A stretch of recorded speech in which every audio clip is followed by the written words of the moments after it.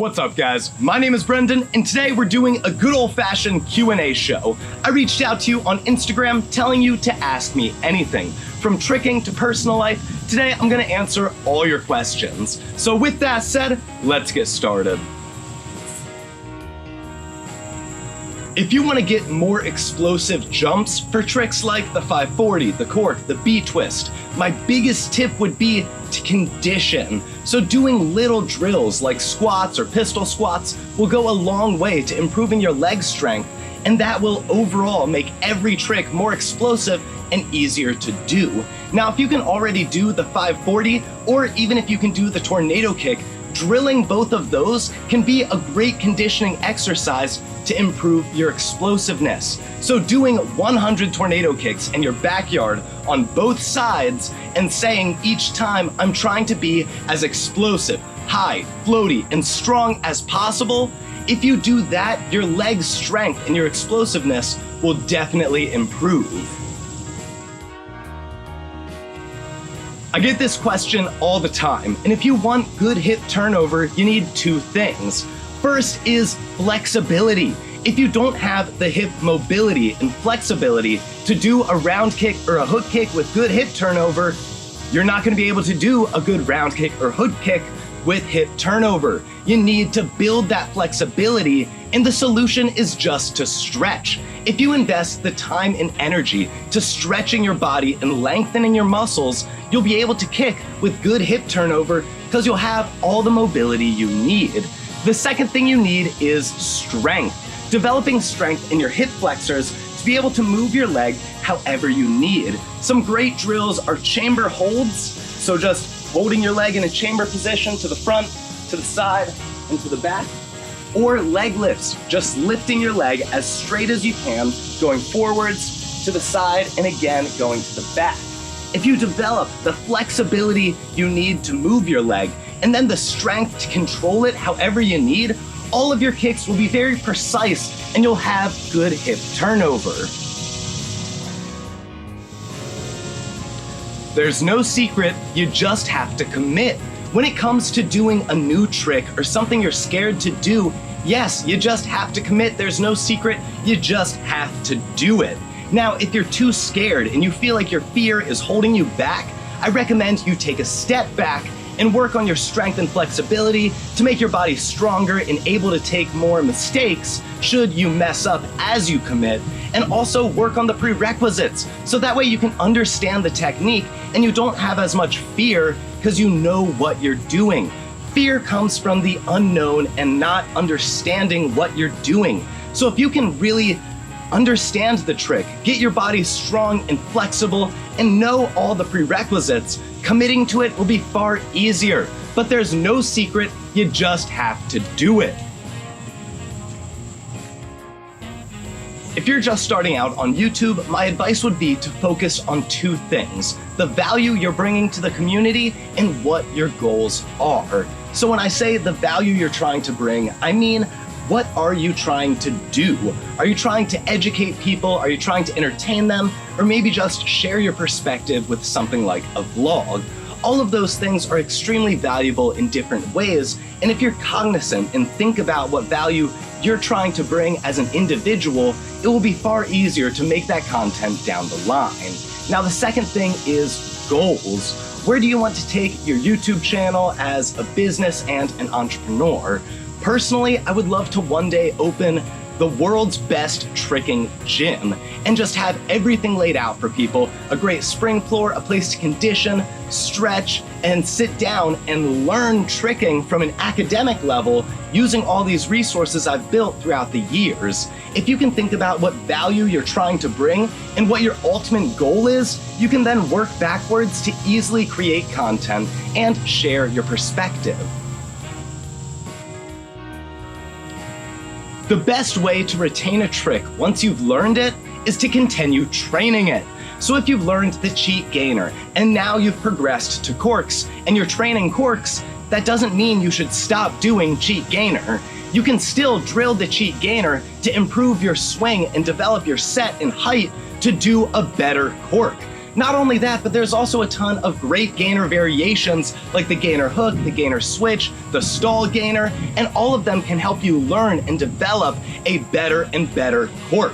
So I really don't think you should stop training a trick once you've learned it.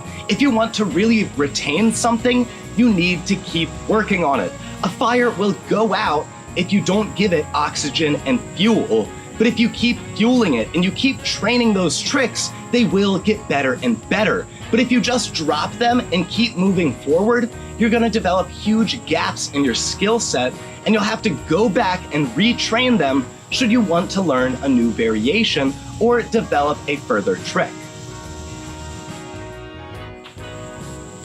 I love this question, but there's no right answer. There's no proper or perfect way to do a skill in tricking. When you learn the cheat gainer, you're gonna have to learn it from a bunch of different levels of inversion.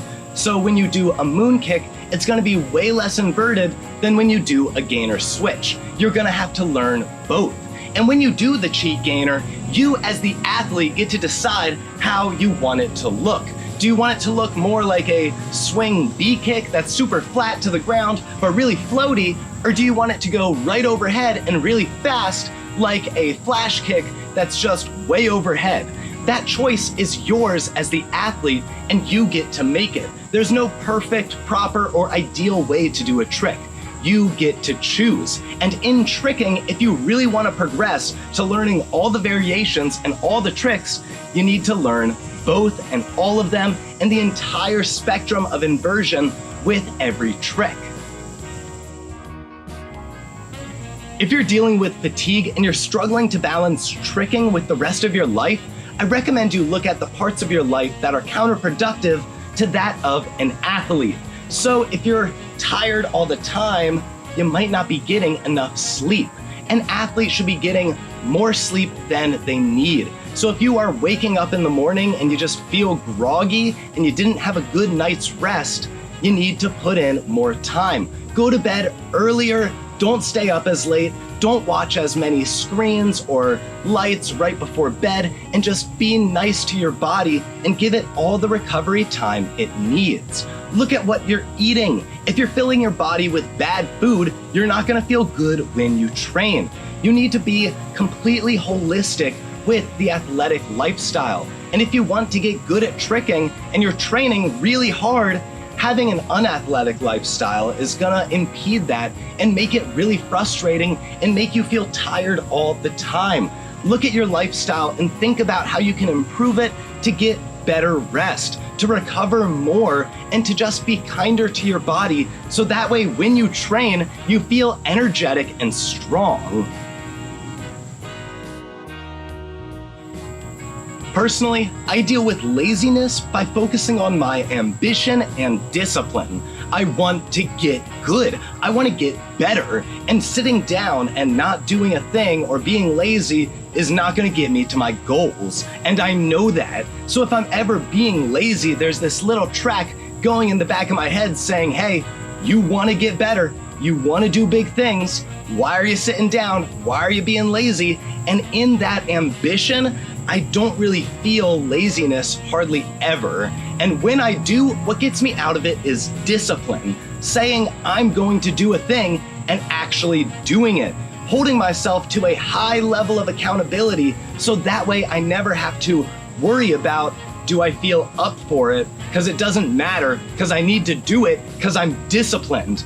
That discipline, I think for me, came from martial arts. And having the discipline to wake up and to train and to work is the same kind of discipline as anything else. Doing your taxes, doing a just bad thing that you don't want to do that is maybe boring or unfun. Like for me, that was school. School sucked for me. But if I could be very disciplined and say, I'm gonna do all my homework, I'm gonna get good grades, and if I'm not, I'm going to be very accountable and hold myself to a higher standard.